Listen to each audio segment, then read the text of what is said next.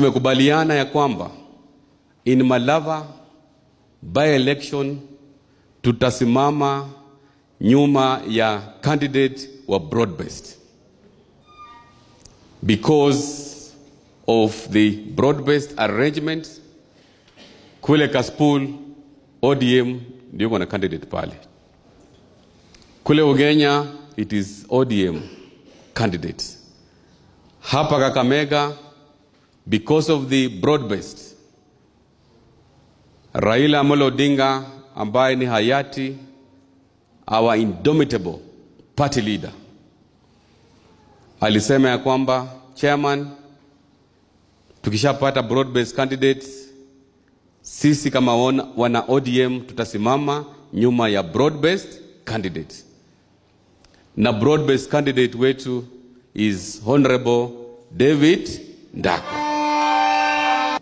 Natoa shukurani zangu za kipekee kwamba nimepata kikao na watu ya Chungwa wenye nguvu,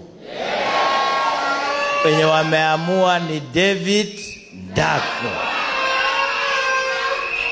Ndakwa hoye! Mumeamua kabisa ni yeye. Mumesema alete maji,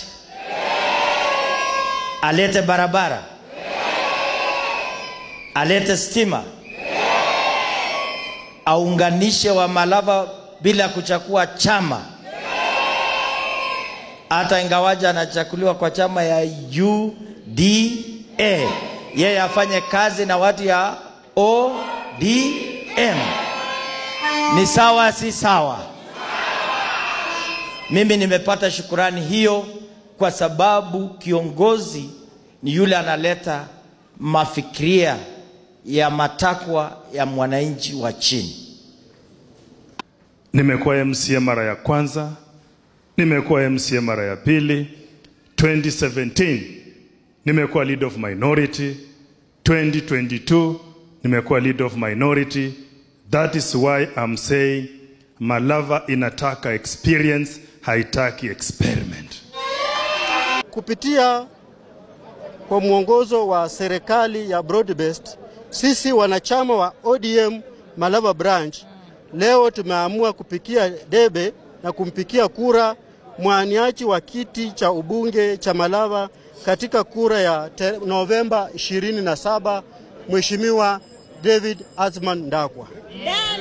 Kupitia Mheshimiwa David Ndakwa kama mbunge wetu wa Malava, ndoto ya maendeleo ya marehemu Mheshimiwa Malulu Injendi katika kuletea watu wa Malava maendeleo itatimia. Malava tutapata matunda kutoka kwa serikali kuu na kutoka kwa serikali ya kaunti. Mwisho, tumekubaliana ya kwamba tutaendesha campaign za Mheshimiwa Ndakwa kwa amani na tutapikia Mheshimiwa David Ndakwa kura.